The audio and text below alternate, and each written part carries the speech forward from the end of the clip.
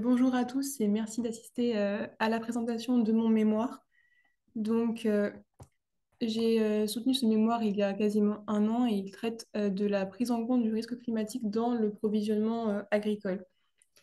Déjà, ce qu'il faut savoir, c'est que le risque climatique affecte euh, beaucoup les agriculteurs sur de nombreux aspects, donc que ce soit la sécheresse, le gel, la grêle, mais également les inondations. Et donc, il existe des assurances pour se prémunir contre les risques climatiques en agriculture.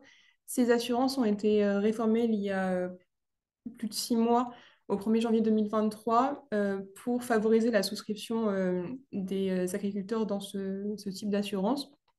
Donc, c'est un système d'assurance à 3 niveaux, où, selon la gravité des sinistres, enfin, les sinistres sont d'abord couverts par les agriculteurs s'ils sont assez peu conséquents, puis par les assureurs, et enfin pour des aléas qui sont vraiment exceptionnels, la couverture est prise en charge par l'État.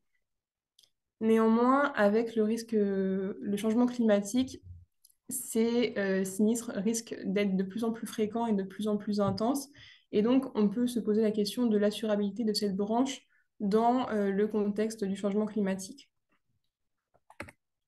Donc maintenant, si on fait un peu une cartographie de tous les domaines qui sont impactés par le risque climatique en assurance, on a de nombreuses thématiques qui nécessitent plus de réflexion et plus de modélisation. Donc, notamment en tarification et souscription, on peut voir que les primes pures peuvent évoluer avec le changement climatique. Le changement climatique peut aussi poser des problèmes de tarification, de mutualisation des risques. On peut voir aussi en provisionnement une évolution de la chronique de sinistralité avec le climat ou encore des impacts du risque climatique sur la distribution des réserves et le risque des réserves. Donc, que ce soit aussi donc, en tarification, en modélisation des catastrophes naturelles ou en réassurance, on peut également avoir la question d'estimation de probabilité de retour d'événements extrêmes qui peuvent menacer justement l'assurabilité de certaines branches d'assurance. Et donc, en qualité de boîte à outils, ce mémoire va couvrir plusieurs problématiques de provisionnement ainsi que l'estimation des périodes de retour d'événements extrêmes. Et l'exemple sera pris sur l'assurance agricole et notamment l'assurance des récoltes agricoles. Donc, je vais d'abord présenter les données de l'étude qui ont servi aux différentes thématiques avant de détailler plus largement les différents aspects du risque climatique qu'on a voulu traiter dans le cadre de ce mémoire. Tout d'abord, pour ce mémoire, on a dû utiliser plusieurs types de données. Donc, pour le provisionnement, notamment des données de triangle qui ont servi à estimer une tendance climatique dans les réserves, mais également étudier la forme de la distribution des réserves. On a aussi, pour retraiter ces données climatiques, exploité des données d'inflation. Enfin, pour faire un lien entre le climat et les données de triangle, on a exploité les données climatiques, donc qui ont permis justement d'extraire une tendance climatique dans les réserves. Ces données ont également permis de modéliser des périodes de retour d'événements extrêmes. Et justement, pour ce dernier point, on a également utilisé des données de perte de rendement qui seront détaillées un peu plus tard dans la présentation. Tout d'abord, les données de triangle qu'on a reçues sont des données clients donc, qui ont été anonymisées. Ces données représentent trois sous-branches du secteur agricole, donc les aléas climatiques, la branche hors aléas climatiques et tempêtes et la branche responsabilité civile. Nous avons reçu les primes acquises entre 2002 et 2019, ainsi que les triangles de règlement net pour la même période à vision annuelle. Toutefois, ces données manquaient de nombreuses informations, donc que ce soit le triangle de nombre de sinistres, mais également le nombre annuel de contrats dans le portefeuille, ce qui ne permet pas de se rendre compte si, lorsqu'on observe une augmentation des primes, ce qui est le cas dans la branche aléa climatique, si cette augmentation est purement due à un effet sinistralité, puisque les assureurs pourraient augmenter leurs primes à cause d'une sinistralité croissante sur la branche, ou tout simplement si, du fait de mesures d'informations sur l'assurance agricole, les agriculteurs s'assurent de plus en plus contre les risques climatiques et donc le nombre de contrats augmente dans le portefeuille des assureurs, pardon. On n'a pas non plus le périmètre géographique du portefeuille ni le type de culture qui est assuré. Et surtout, le principal événement manquant, c'est surtout l'événement naturel qui est source du sinistre. Donc, est-ce que ce sinistre est lié à la sécheresse, à la grêle, à l'inondation? Donc, ça peut poser problème lorsqu'on cherche à modéliser ces phénomènes. Donc, dans le cadre de ce mémoire, on a dû faire plusieurs hypothèses simplificatrices pour pouvoir mettre en œuvre les méthodes que l'on voulait appliquer. Donc maintenant, si on regarde effectivement les primes acquises, on observe bien une augmentation des primes sur les deux branches aléas climatiques et hors aléas climatiques et tempêtes. Donc comme je l'ai dit, comme on n'a pas accès au nombre de contrats annuels dans le portefeuille, on peut se demander si c'est un signe du grossissement du portefeuille ou simplement d'une plus forte sinistralité. En particulier, on a une forte tendance à la hausse depuis 2016 pour la branche aléas climatiques. Donc ça pourrait être justement un événement un peu marqueur qui euh, signe du dérèglement climatique depuis justement les 8 dernières années. Donc, si l'on regarde maintenant les règlements nets par année de développement, on observe une augmentation des règlements, par année de surveillance, pardon, on observe une augmentation des règlements nets sur la branche aléas climatiques. On observe également que cette branche aléa climatique est une branche à développement court, puisque les sinistres sont quasiment réglés dans les 2 premières années. Il n'y a pas beaucoup de paiements qui sont faits au-delà de 2 ou 3 années de développement. Et si on regarde les ratios sinistres sur prime, on observe qu'on a de nombreux dépassements du seuil de 100% sur la branche aléa climatique par rapport aux autres branches. Et en particulier, on observe en 2016, qui est l'année de la pire récolte de blé depuis 1976, un loss ratio quasiment de 160%. Donc maintenant qu'on a ces données, on a bien vu qu'on avait quelques problèmes qui étaient liés à un manque d'informations, notamment sur la granularité spatiale, sur la granularité temporelle et sur les événements climatiques qui ont causé les sinistres. Donc on a dû faire quelques hypothèses simplificatrices pour pouvoir choisir des variables climatiques adaptées et cohérentes. Et donc, on a fait l'hypothèse de prendre uniquement des données annuelles, de considérer un seul événement climatique et de considérer les données à la maille France métropolitaine, qui peut être discutable, mais on n'a pas forcément d'autres alternatives à partir de ces données. Au-delà de ça, il y avait quelques difficultés qui sont intrinsèquement liées à la recherche de données climatiques. Donc, parfois, l'accès aux données météorologiques n'est pas libre d'accès.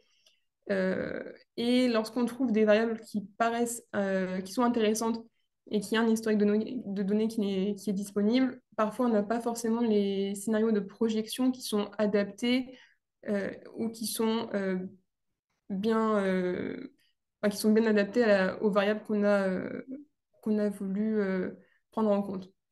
Donc, pour résumer, on a pris une seule variable dans tout ce mémoire qui caractérise l'état d'humidité des sols. Donc, c'est le Soil Wetness Index. Donc, cette variable prend des valeurs généralement entre 0 et 1.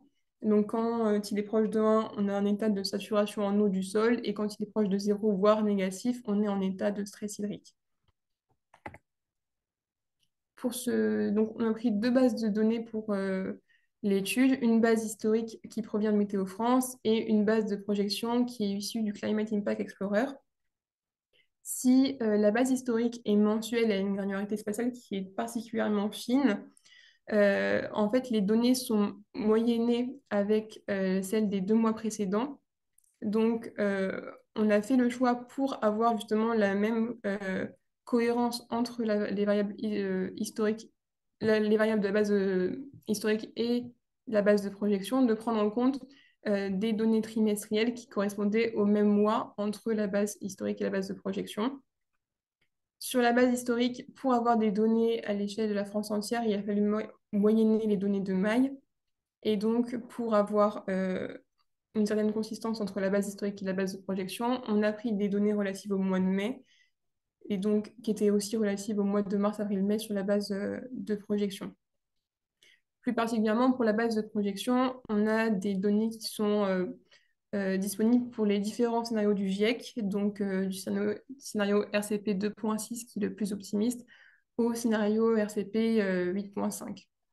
Donc ce qu'on observe, c'est que pour la base de projection, les SWI médians sont négatifs et décroissants pour tous les scénarios. Maintenant, on va passer à la première méthodologie qui a été appliquée dans le cadre de ce mémoire, qui est l'extraction d'un facteur de risque climatique. Donc, le but, ça va être de quantifier l'impact du risque climatique au sein des réserves et notamment d'extraire un facteur de risque climatique qui va ensuite pouvoir être modélisé et projeté à partir de variables climatiques. Donc pour cela, nous avons appliqué un nouveau modèle de séparation climatique. Ce modèle est initialement prévu pour capter des effets inflationnistes dans les réserves et a été développé par Verbeek en 1972. Donc l'hypothèse principale du modèle est qu'on peut décomposer le coût moyen des sinistres survenus en année I et déclarés en année J par un facteur d'inflation calendaire multiplié par la proportion de sinistres qui est payée en année J. Et donc, pour symboliser la réalité des événements climatiques, on a adapté cette hypothèse en tenant compte d'un facteur d'inflation climatique qui n'est non pas relatif à l'année calendaire, mais à l'année de survenance du sinistre. Donc, à partir de cette nouvelle hypothèse, on a pu adapter les estimateurs de Verbeek et les démonstrations qui en découlaient. Et donc, on a pu justement parvenir à un nouveau modèle. Cette méthode nécessite par contre de disposer d'une triangle de nombre de sinistres qui, comme je le rappelle, n'est pas disponible dans les données clients, mais il va être simulé par la suite. En tout cas, pour le compléter, ce triangle de nombre de sinistres, il faut appliquer des méthodes de type chain ladder. Pour vérifier la validité de la méthode, on l'a appliqué sur un exemple simulé sur lequel on a fait plusieurs hypothèses, que ce soit sur le nombre de sinistres. Donc, on a considéré 4 hypothèses possibles pour modéliser le triangle de nombre de sinistres. Donc, soit en tenant compte d'un nombre de sinistres qui était constant, et donc à chaque fois, soit on prend un portefeuille qui est constant avec un nombre de sinistres qui est constant par année de développement, soit avec un portefeuille en expansion, on tient compte d'un nombre de contrats qui peut augmenter dans le temps. La seconde hypothèse possible est de prendre en compte un nombre de sinistres qui est fonction de la sinistralité. Donc là encore, soit on prend en compte un portefeuille constant, soit un portefeuille en expansion, mais la différence va être qu'on va simuler des loss ratios et donc on va tenir compte de ces loss ratios dans les nombres de sinistres. Pour modéliser les paiements incrémentaux, on va avoir besoin donc, on va capter une tendance climatique à partir justement du triangle de nombre de sinistres. Donc, on va juste multiplier le nombre de sinistres en année I et en année de développement J par une tendance climatique qui va être reflétée en fait, par l'année de survenance du sinistre. Donc, on a appliqué la méthode sur ces triangles simulés. Ce qu'on observe, c'est que les écarts de réserve par rapport à Chain-Ladder sont assez faibles selon les hypothèses, en particulier l'hypothèse 2. Et donc, ce qui valide quand même le provisionnement qui est réalisé avec cette méthode. Et surtout, ce qui est le plus intéressant, c'est qu'on a pu extraire la tendance climatique lambda I. Et donc, cette tendance climatique lambda I qu'on avait voulu avoir captée à partir de l'année de survenance est donc bien captée, enfin, et donc plus ou moins bien captée selon les hypothèses qu'on fait.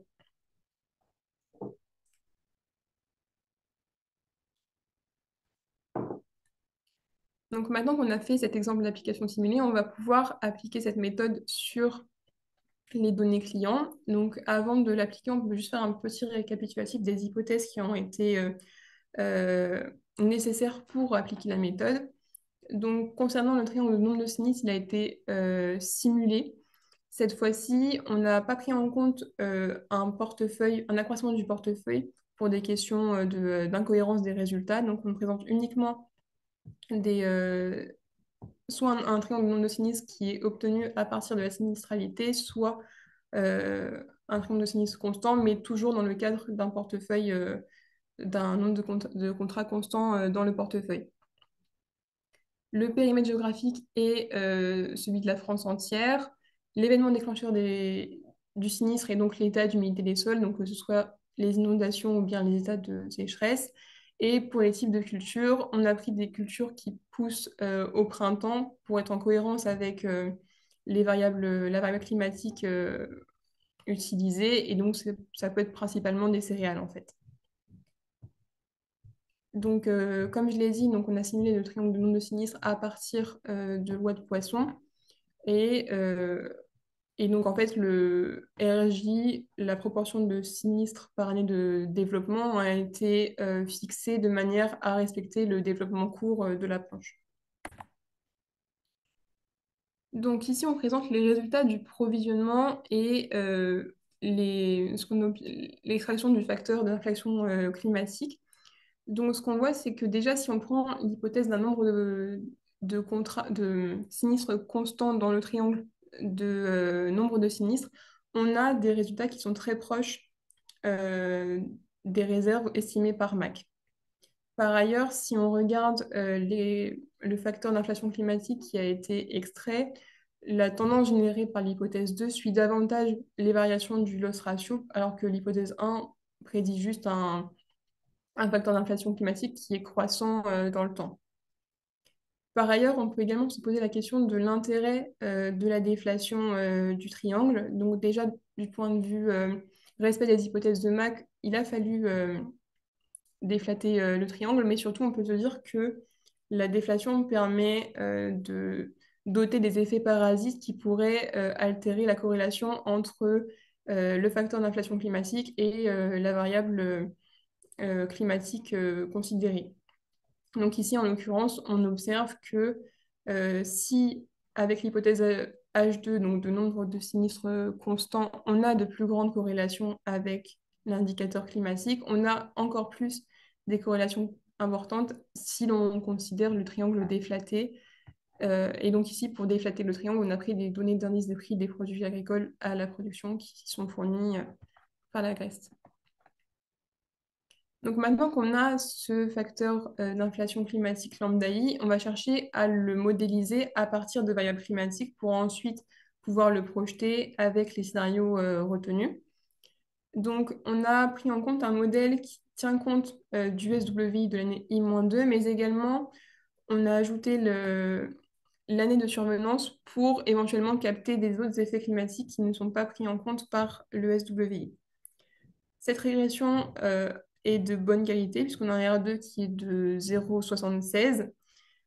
Effectivement, on tient compte d'un FW différencié de 2 ans, donc ça peut paraître un petit peu étonnant à première vue, mais il faut se rappeler aussi qu'on a fait beaucoup d'hypothèses simplificatrices sur les triangles et sur les données, donc ça peut amener à des résultats un petit un petit peu étonnants.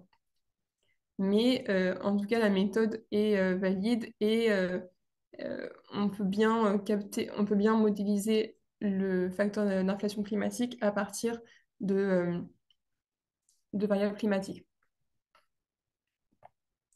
Donc ensuite, on va pouvoir projeter ce triangle, cette tendance, pardon, donc à partir des données de projection du GIEC. Et donc tous les scénarios conduisent à un accroissement de la tendance climatique au cours du 21e siècle. Si les projections sont très similaires sur le court terme, c'est parce que les scénarios du GIEC sont particulièrement proches à court terme, mais effectivement, on a plus d'écart sur le long terme. Maintenant, on va passer à une étude un peu plus qualitative sur la forme de la distribution des réserves. Donc pour cela, on va essayer de modéliser la skewness et le kurtosis afin d'évaluer un éventuel impact du risque climatique sur les paramètres de la distribution des réserves. Donc pour cela, on va utiliser une extension du modèle de MAC, qui est le modèle d'Almoro. Donc, si Mac fait des hypothèses sur l'espérance et la variance des paiements cumulés, Dalmoro va lui faire des hypothèses plutôt sur la skewness du paiement cumulé.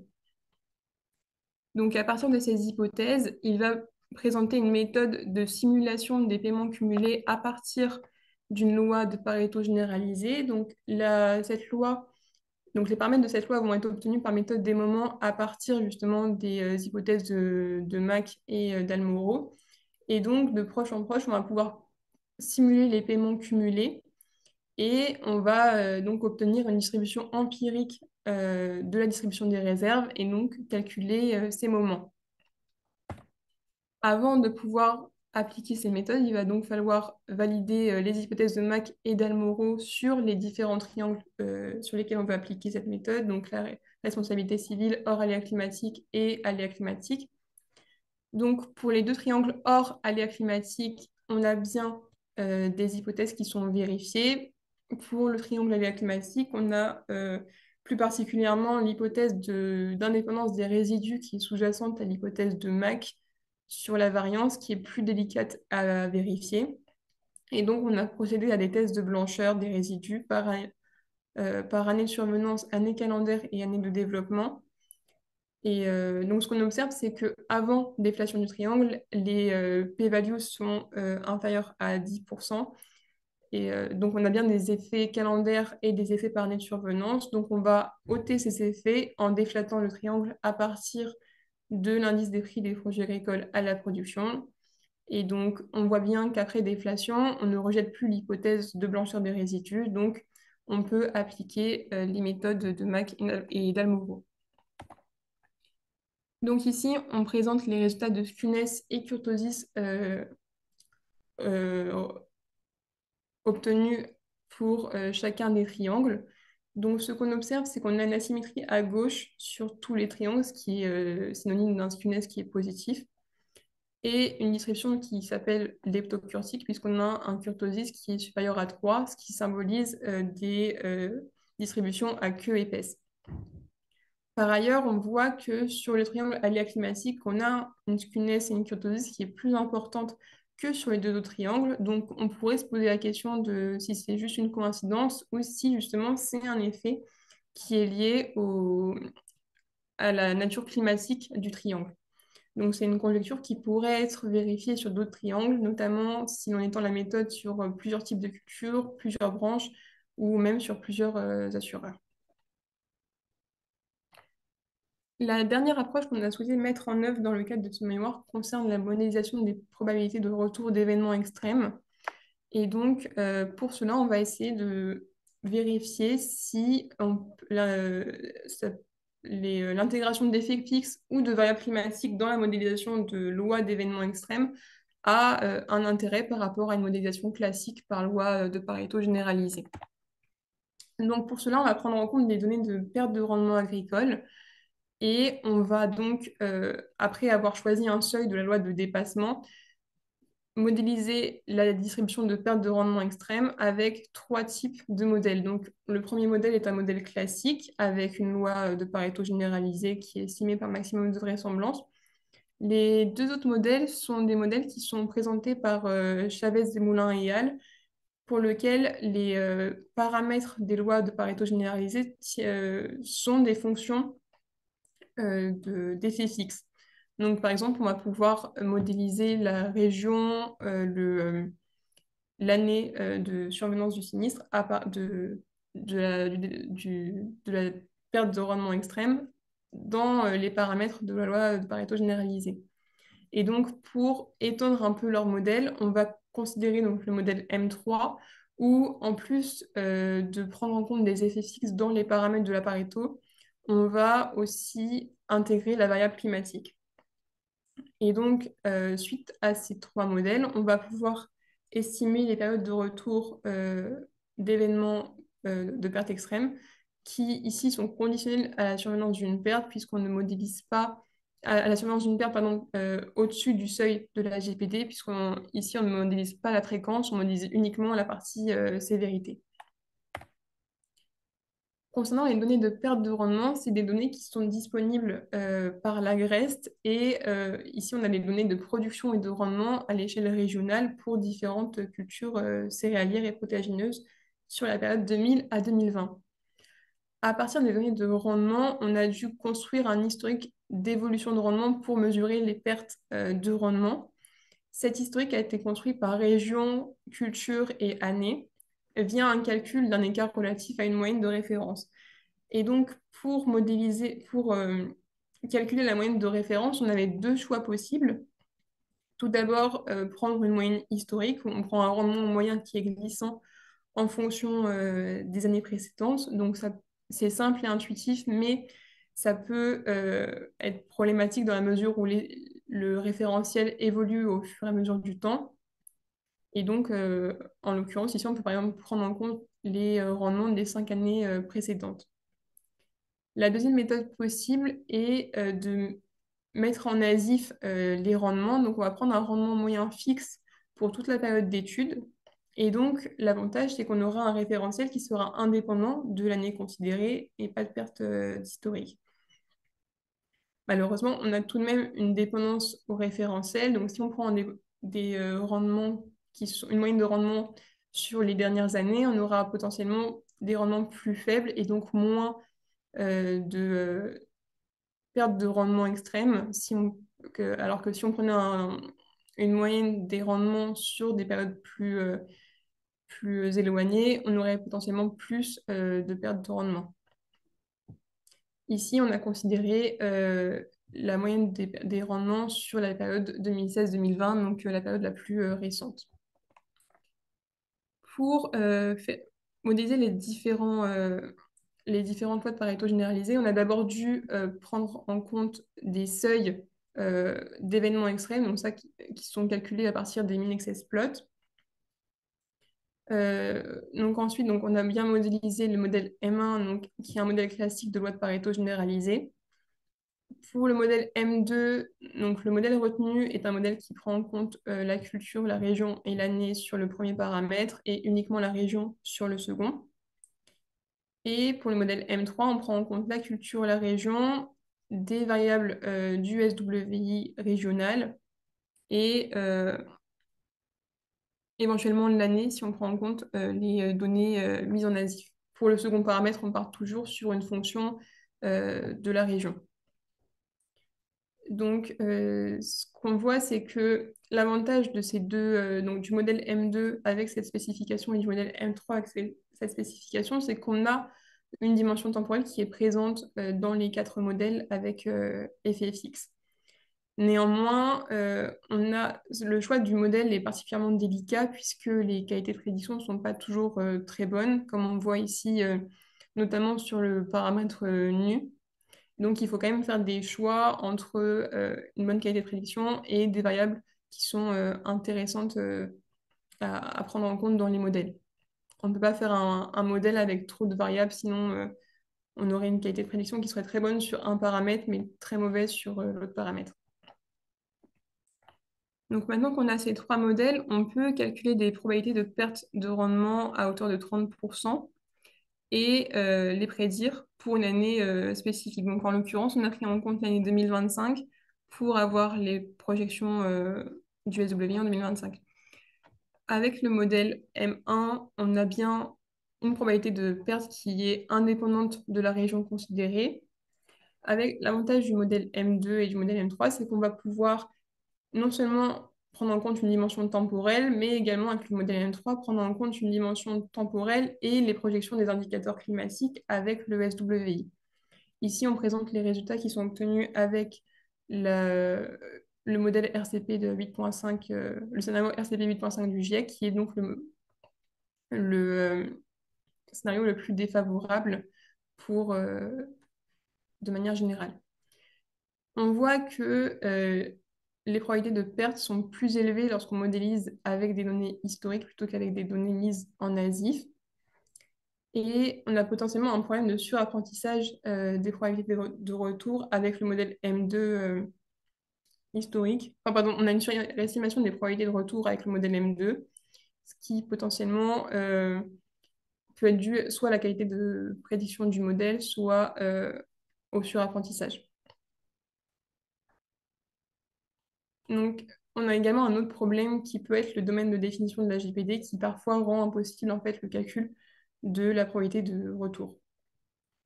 Donc, ce qu'on voit, c'est qu'on a quand même des modélisations qui sont plus plausibles lorsqu'on prend en compte un modèle qui intègre des facteurs climatiques et qui traite les données en ASIF. En conclusion, ce mémoire a présenté plusieurs approches pour traiter le risque climatique au sein des réserves.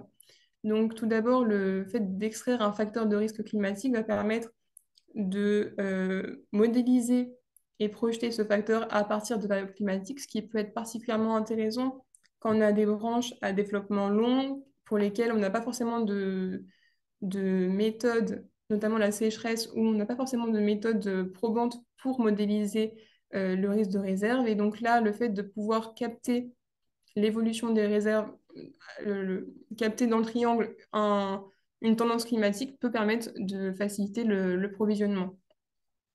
Toutefois, ici, on a eu quelques limites qui étaient surtout par rapport aux données qui n'étaient pas exhaustives et qui conduisaient à un modèle simpliste, et aussi des données climatiques qui n'étaient pas forcément toujours euh, simples à trouver.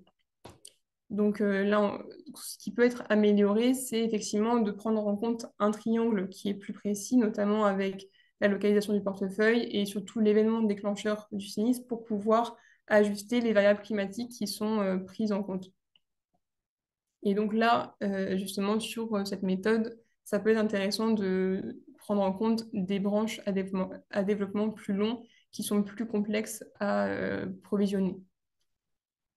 Sur l'étude de la forme de la distribution des réserves, on a appliqué une extension du modèle de Mac, qui est le modèle de Dalmoro, qui permet d'établir une distribution des réserves en calculant le skewness et le kurtosis à partir d'une méthode de simulation.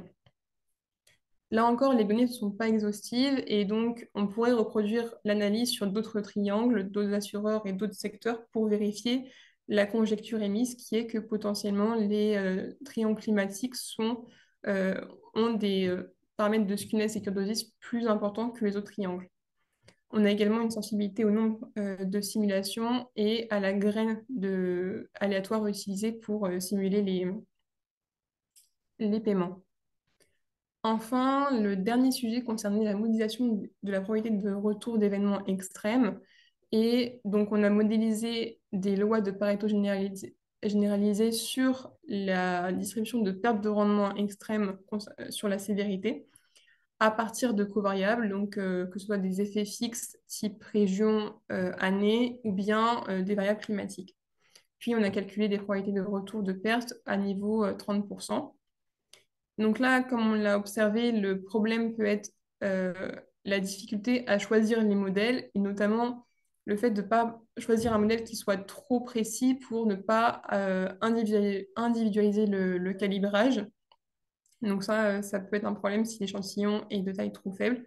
Et aussi, on peut parfois avoir certains paramètres qui finalement limitent de manière assez conséquente le domaine de définition de la GPD.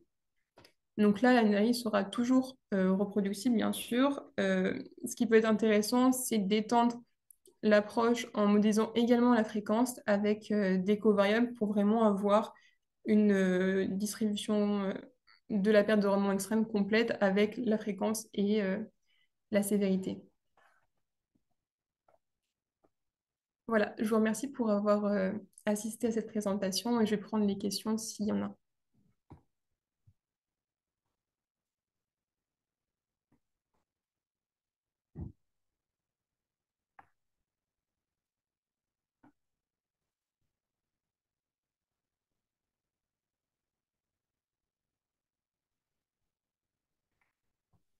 Alors, on a une question sur la variable qui a été choisie oups,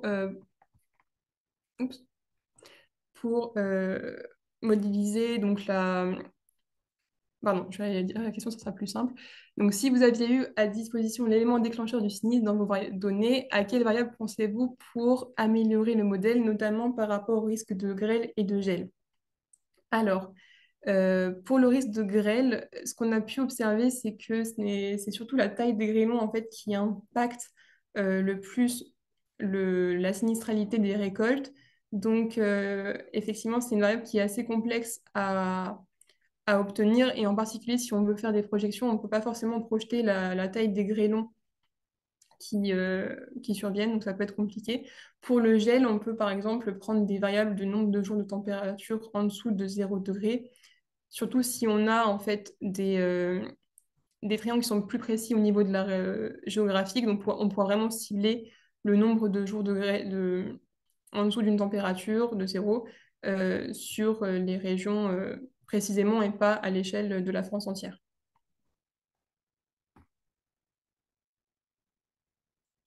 Alors, pouvez-vous, s'il vous plaît, expliquer l'intérêt de la méthode d'extraction des facteurs de risque climatique?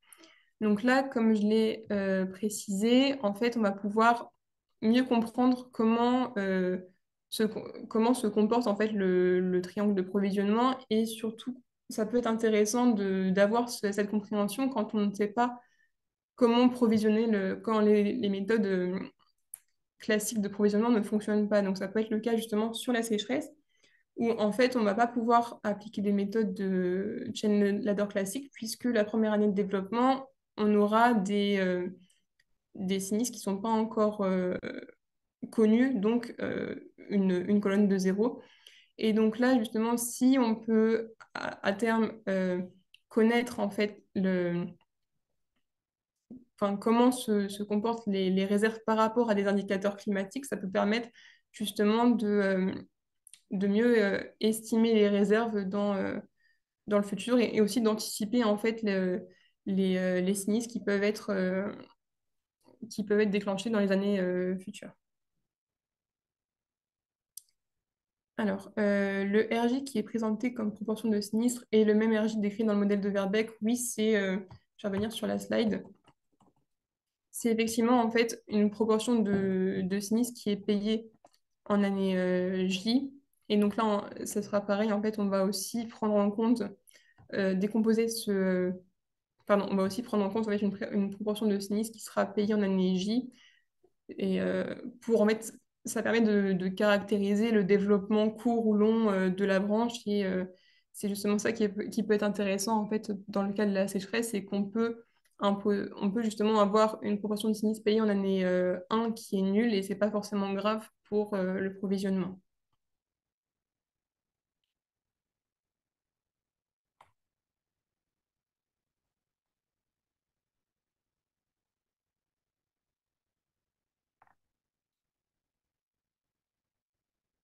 Alors, par rapport à un indice d'inflation classique, le SW a une évolution cyclique en fonction des saisons et une tendance portée par le réchauffement climatique. Dans quelle mesure cela peut impacter oups, la production du modèle de Verbeek? Donc déjà, en fait, si on prend en compte des données de SW qui sont à la même saison, on n'aura plus cet effet saisonnalité, en fait, puisqu'on prend en compte uniquement des variables sur les mêmes mois de l'année. Et en fait, surtout, ce qui est justement, si le SWI a une évolution en fonction du changement climatique, ça nous intéresse, puisque c'est ça justement qu'on essaie de capter à partir de cet indicateur. Donc, c'est pas spécialement... justement, au contraire, c'est bien que cet indicateur augmente avec le réchauffement climatique, puisque ça peut permettre de faire des projections qui sont assez... enfin, justement, si on veut modéliser le réchauffement climatique à partir du SWI, c'est intéressant de prendre en compte cette variable.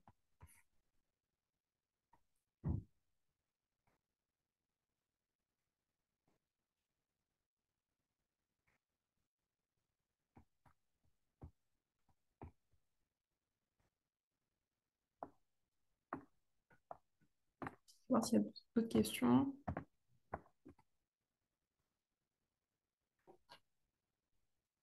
On n'a pas d'autres questions, donc on peut s'arrêter là. Je vous remercie encore d'avoir assisté à cette présentation et bonne fin de journée. Bonne journée.